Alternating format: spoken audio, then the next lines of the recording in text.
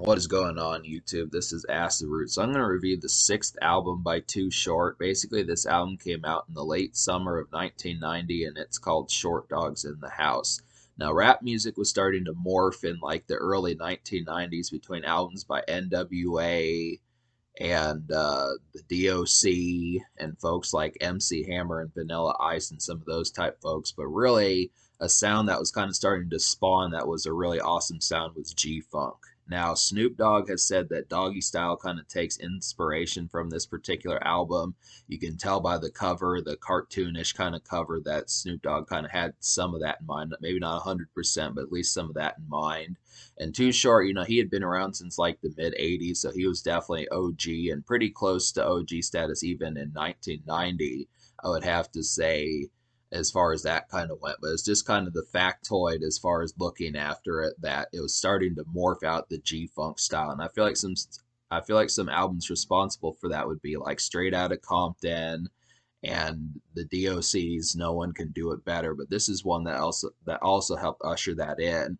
And it's just kind of different just because, Too Short was kind of Bay Area, so you wouldn't think that, with Bay Area being more responsible for hyphy and some of those type sounds that was happening throughout the mid 90s, that they had time for G-Funk. But Too Short was kind of more of like a left field kind of California rapper where he didn't blow up the size of Ice Cube, Snoop Dogg, Tupac, and like Cypress Hill and some of them. He was a popular figure in 90s rap. So this is kind of one of his more outstanding albums. This is definitely one that I recommend wholesomely. This is pretty much I mean, I've listened to a couple of his albums from the 90s, but this is definitely one that's pretty central, and it has some of his biggest hits on here that Too Short got. I mean, Too Short's usually been kind of like an Too Short's usually kind of been like an underground sensation that's kind of off to the side and that type of stuff. But this is one where some of his songs got pretty high up on the Billboard 100 and charted pretty well. So this album went platinum years later, and it's just kind of the concept that this has a lot of influence, and it's kind of a revolutionary album that helped morph G-Funk and some of that. So I'm gonna go ahead and talk about the single. So the first single is The Ghetto. The first single is The Ghetto, and this is like a very glum but still kind of like peppy kind of song in some ways. It's a day-to-day kind of song, has like a really kind of evening-based, twilight, dusky kind of sound towards it. Really sounds like you just got off work or something like that. It's a day-to-day kind of sullen but still kind of spirited tune. Has some nice hazy kind of evening music for a possible party, and maybe something's about to happen. It just kind of has that kind of feel where it's just kind of a mellow, like work. Maybe work was a bitch today. Maybe work sucked a little bit, but maybe you're going to go home, but maybe you have something to do like in a few days, something like that. It's that kind of feel. Or maybe it's Tuesday or Wednesday. You've got something to do Friday, Saturday. You just got a few more days. This is kind of that concept. Not too many day to day kind of rap songs in that sense. This is actually a pretty popular Too Short song. It's actually pretty awesome. It's just very sullen and this kind of just in like a funk as far as like the bitch acidness of how life kind of turns out. But I do like the concept that Too Short just kind of makes like a good kind of song to stick with you and give you some spirit and that sort of thing. So it's definite highlight. And plus the production just really this is a G-Funk song. The Ghetto is definitely a G-Funk song. It just has like a lazy kind of piano keys or something like that in the song that just kind of give it a lot of similarity to some of the stuff DOC did and this stuff like Warren G and later G-Funk like Dr. Dre. It's not quite as sparky. It's definitely not a club song, but it's just kind of like a nice kind of cruise around in the car, just kind of introspective, but not quite, not necessarily a smoking introspective song, but just kind of one to go home to and grab a beer out of the fridge and watch football, that sort of thing. So the second single is Short But Funky, and this is another one that kind of has like some ghetto kind of sullenness towards it. But I do kind of like some of these just because I like that Too Short kind of has like this alternative kind of almost poverty-like angle. Tupac kind of portrayed this angle also on like Tupacalypse Now, but I definitely see this production is a lot more glissy and breezy. Definitely kind of feels like a summer bop. It's kind of low key, but it has like some nice pep to it, and it's a cruising around kind of song. This one's a little bit more spirited than The Ghetto, has a little bit more edge to it, but it still kind of feels like maybe maybe this one's kind of another day-to-day song to listen to when you just got off work or something, but it's just kind of like, hey, I'm kind of somewhat feeling maybe shit sucked today, but at least there's good news on the horizon and that type of stuff. This is kind of the concept there. I mean, these are just both two kind of day-to-day and casual kind of songs, but they just have like a certain spirit and spark about them that just kind of gets you through it. It's just interesting that Too Short kind of chose that angle, because I do have like that emphasis as far as how things were. There just weren't a ton of songs like this back in the early 1990s. So these are actually kind of revolutionary, because this is before the Chronic. Straight Outta Compton didn't really have day-to-day songs. Tupac hadn't dropped an album yet, and there just weren't folks doing much besides like dance songs. And MC Hammer was doing Can't Touch This, and Vanilla Ice was doing like uh, Ice Ice Baby. So this is actually pretty this day-to-day stuff that kind of gave folks something to listen to if they weren't just typically getting drunk and seeing women twerk every single Friday, Saturday, that type of stuff. So it's just good to get that. There's 12 songs on this album. There's actually 13, but one is just The Ghetto as a reprise. It says it's an instrumental. I didn't really listen to it because I just like the original, The Ghetto. So I'm going to talk about the 6 songs out of 12 I recommend. So those 6 songs I recommend would be the 6 songs out of 12 I recommend would be In the Oak Town, Short But Funky, Ain't Nothing But a Word to Me, The Ghetto, Short Dogs in the House, the title track, and the almost song is It's Your Life. So it's actually 5.5 out of 12. So to talk about some of these, like I feel a good song on here is Ain't Nothing But a Word to Me featuring Ice Cube. This one in particular is kind of the only feature on here. It's nice to get Ice Cube to see what he's up to around this time, as he was getting ready to go solo or was in the process of going solo and stuff. This one just kind of feels like a mellow house party kind of jam. It's a lot more midday. It's not necessarily like a night party song, which I think Too Short probably could have used, but it's just kind of midday, that type of stuff. It's more based upon midday more so than night. And it's just a very casual kind of day party kind of song.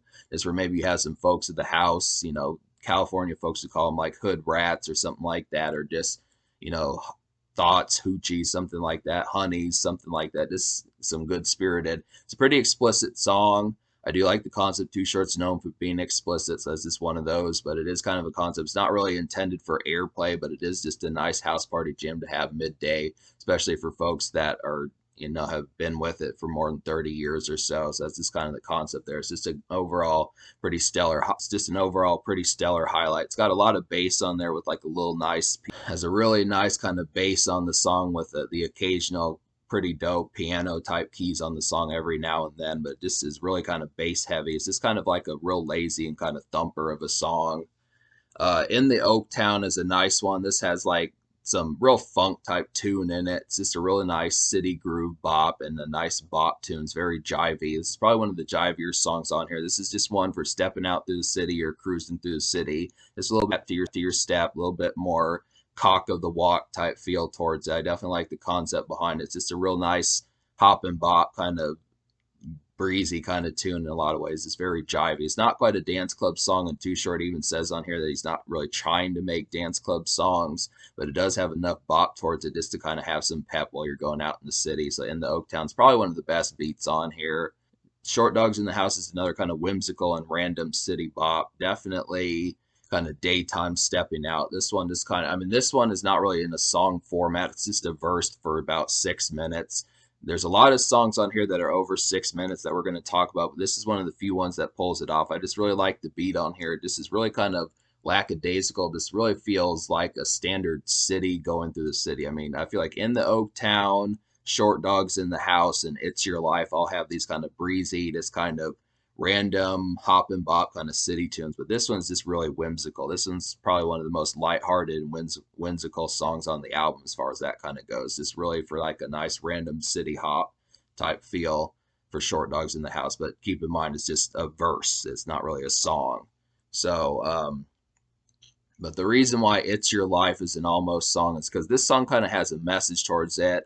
And this is kind of about preaching. Like sometimes Too Short will preach. He doesn't always just rap about what he's doing. He kind of talks about like what you shouldn't be doing and his recommendations and advice and that type of stuff. So this is one of those songs that just says like, try not to be like a crack dealer and some of that type stuff, and choose better friends in some of those type moments. I do like the production on here. It's just a very lackadaisical kind of day cut. It's just a very lackadaisical kind of day cut for city hopping, but it's stern and kind of has a message. So if you like songs, they're not just about getting drunk and just going out and dancing and finding women to get and that type of stuff and cruising around and smoking and that type of stuff. This is actually one with a message that kind of keeps you on your P's and Q's and that type of stuff as far as that kind of goes. It's just one of the more, I mean, these three songs really, the Ghetto, It's Your Life, and Short But Funky, all kind of have like a more upright and stern kind of mentality. So Too Short really wasn't aiming to just be like the town party animal and life of the party and that type of stuff. He was kind of trying to keep things in order and be more of like a role model in some ways on this project. But I still like these songs. They just have like a nice kind of poverty like, ghetto like kind of they just kind of have like a poverty like, ghetto like kind of day to day and casual kind of lackadaisical go, just typical kind of attitude towards them. So this is another one. It's Your Life is another one. This is basically an almost song, because I would have liked like some lyrics in there just about grabbing a 40 ounce or getting a woman to twerk or something like that, just some of those type things. But that's basically the concept. But the rest of the album, the reason why I didn't appreciate more of these is because there's a lot of long songs on here. Like I probably couldn't see myself very oftenly listening to Rap Like Me, which is almost an 8-minute song. And then there's more than 3 or 4 songs on this album that are longer than 6 minutes, like Punk Bitch, Hard on the Boulevard, and Pimpology are all over 6 minutes. And some of these just don't have the most interesting of productions. They're just more lengthy, a chore to kind of listen to. I didn't really like the beat on Dead or Alive or Paula and Janet. Those are some shorter songs. Well, Dead or Alive is almost 6 minutes, but I couldn't get into that one. The production just didn't hit me enough. And Paula and Janet was just kind of a bad beat by DJ Pooh. I was expecting something better from him. And they're just for an abundance of songs on here. I mean, I liked at least half the album, but then there was half the songs that were just kind of too lengthy, too much kind of poor productions, and just didn't quite have the bite and the emphasis of the better highlights. Now, I know for an album from 1990 where things were just getting past like the vinyl days and kind of getting to the point of having like second singles on the rap charts that would actually hit, where it wasn't just one song that people bought the album for. It's kind of where things were morphing. CDs were starting to happen, and you were starting to get songs where they had like more things on there. You were starting to get like more filled out albums and better produced songs and club songs and that type of stuff. It's just kind of the concept. This is an ancient album. I mean, it really is at this stage, especially in terms of like contemporary rap music, but it's a central one. I definitely feel like this is an important rap album from the 90s. It did a lot. It helped usher in G-Funk. It helped put further California on the map. And it was just an overall, like if it were 1990, 1992, or 1994, I would say this is an excellent rap album just because it had so many hits on here. It's not a classic, but it definitely was a good rap album to buy just because all of its hits were at the beginning. There were plenty of good songs to fuck around and get on this project. It was definitely worthwhile to pick this up. And this is a better album than Tupac's Tupacalypse Now. So it was definitely a decent highlight, but it just probably needed like maybe a third single and maybe like a club song or something like that. Just something like I noticed that Too Short didn't really have like a nightclub song or something where the festivities really go, or just a song for the women to kind of get them to dance. I mean, he talks about women on here, but it's not really like a song for like getting women to dance or getting them to kind of twerk or something like that, or just some club type bops like stripper songs or something like that, something for a strip club or a dance club or something like that. I mean, I know Too Short wasn't really trying to do dance club songs, but it could have been interesting just to get a song for the ladies for them to strip club to and that type of stuff, and just getting a nightclub kind of song for stepping out, especially on a Friday. I mean, this is a good album, but it's not really weekend material. It's just more day to day. I mean, all the songs I recommend on here are just kind of more casual, day to day, and makeshift in that sort of sense. I mean, Too Short's kind of explicit, but it's as close to makeshift as you're going to get for like him in that sort of sense. But it does try to be casual, but it just is very much a makeshift kind of day to day album. That's just kind of the thing. So it's just, all these songs, there's just not really a Friday song, a beer drinking song, a hotel living it up kind of song, those type moments. But to be fair, it's at least recommendable, but it's not really Friday, Thursday night, Saturday night kind of material. So me liking 6 songs out of 13, I'm gonna go ahead and give this album like a 5.75 out of 10 because I feel like that's good enough. There's at least enough on here that I like, but I do feel like there was some slack and there probably needed to be more beefy album cuts and shorter songs and just maybe a third single and a nightclub song. This is kind of thing. The social score, as a result, I'm going to give the social score like a 3 out of 10 because I feel like the singles are good, but they're just kind of tame in terms of like friends liking it. Like, I don't know how many folks I'd listen to The Ghetto with or Short But Funky. Maybe Short But Funky's like the most social song on here, but it just doesn't have the sheer bite that Too Short would later have on albums like Blow the Whistle and some of those. That just kind of happens to be a thing. It's just not really a contemporary kind of album.